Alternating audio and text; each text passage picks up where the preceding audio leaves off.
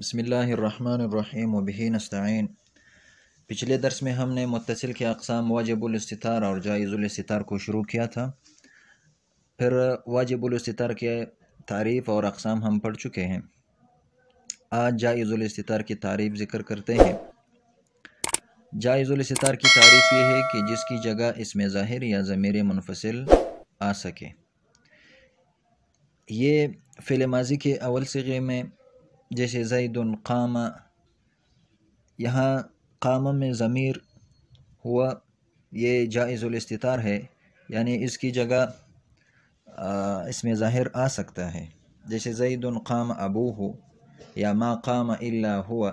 اسی طرح فعل ماضی کے چوتھے صیغے میں جیسے ہند قامت، فعل مضارع کے اول صیغے میں جیسے زید یقوم، اور فعل مضارع کے چوتھے صیغے میں جیسے ہند تقوم، اور صفات محضہ میں جیسے زید قائم یا زید مضروب یا زید حسن، اور وہ اسم فعل جو ماضی کے معنی میں ہے جیسے ہیہات۔ یہ اس کے بعد اسم ظاہر بھی آ سکتا ہے جیسے ہند ہیہات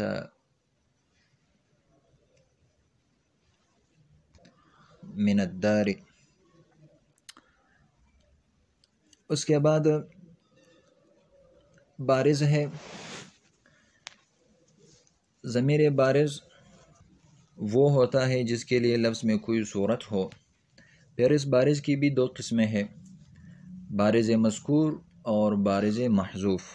مذکور کو حقیقت بھی کہتے ہیں، بارز حقیقتاً، اور محذوف کو بارز حکماً بھی کہتے ہیں۔ بارز مذکور جیسے اکرمتہ میں ہا ہے یا ابنی میں یا ہے، اس کو بارز حقیقتاً بھی کہتے ہیں۔ دوسرا ہے بارز محذوف، جیسے ضمیر متصل جو صرف لفظوں سے محذوف ہو جوازاً، جیسے جاء الذی ضربتہ، اس کا تقدیر جاء الذی ضربتہ، اور یہاں لفظوں سے محذوف ہے اور نیت میں موجود ہے کیونکہ صلہ میں عائد ضروری ہوتا ہے، تو اس کو بارز حکماً بھی کہتے ہیں۔ پھر محذوف اور مستتر کے درمیان فرق ہے۔ پہلا فرق یہ ہے کہ محذوف پر نطق ممکن ہے اور مستتر پر نطق ممکن نہیں ہو سکتا۔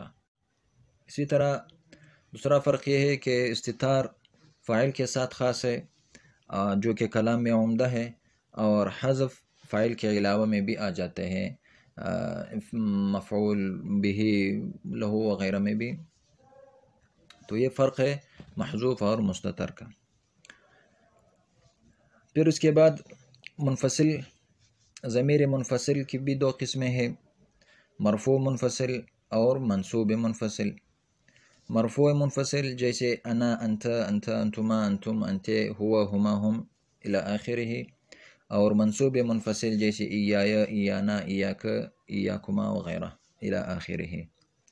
پھر اس ایایا میں اختلاف ہے کہ آیا ایایا میں ایا کے بعد جو لواحق ہے، آیا یہ اسماء ہے یا حروف ہے؟ اس میں اختلاف ہے کہ ایا کے بعد جو لواحق آتے ہیں، یعنی یہ کاف ایایا میں یا، ایاک میں کاف، ایاکما میں کما، یہ اسماء ہے یا حروف ہے؟ تو سیبوی اور ابو علی الفارسی اور اخفش کے نزدیک یہ حروف ہے، فقط یہ متکلم، مخاطب اور غائب، اسی طرح مفرد، تثنیہ و جمع کی وضاحت اور حال بیان کرنے کے لیے آتے ہیں۔ یہ اسماء اشارات کے لواحق جیسے ہے، جیسے تلک، ذالک وغیرہ، اس میں بھی کاف حروف ہے، تو ایایا ایاک ایاکما میں بھی یہ حروف ہے۔ دوسرا مذہب امام خلیل، مازنی اور ابن مالک کے نزدیک یہ لواحق اسماء ہیں، یہ ضمائر اس کی طرف مضاف ہوتے ہیں، یعنی یہ ایایا، یہ یا مضاف ہوتے ہیں یا کی طرف، یا ایاک میں یا مضاف ہے کاف کی طرف۔ وہ دلیل یہ پیش کرتی ہے کہ جس طرح یہ ضمائر اس لواحق کے بغیر مضاف ہوتے ہیں، یعنی ایایا یا میں یا کے علاوہ کاف، ایاک میں کاف کے علاوہ، دوسرے چیزوں کی طرف مضاف ہوتے ہیں، جیسے اذا بلغ الرجل الستین فإیاہ، تو یہاں ایاہ مضاف ہے ہو ضمیر کی طرف، تو اس سے پتہ چلا کہ یہ لواحق ہے، یہ لواحق اسما ہے نہ کہ حروف۔ تیسرا مذہب ہے امام فرا کا، ان کے نزدیک یہ ایاہ ضمیر نہیں ہے بلکہ یہ صرف حرف عماد ہے، اور ضمائر جو ہے وہ لواحق ہے۔ ان کے نزدیک ضمائر یہ کاف، ایاک میں کاف ہے اور ایائے میں یا ہے، یہ ضمائر ان کے نزدیک لواحق ہے، اور یہ حروف عماد اس لیے لاتے ہیں تاکہ ان لواحق کا ضمائر متصلہ کے ساتھ تمیز آ جائے۔ پھر منفصل مواقع اعراب کے اعتبار سے دو قسم پر ہے۔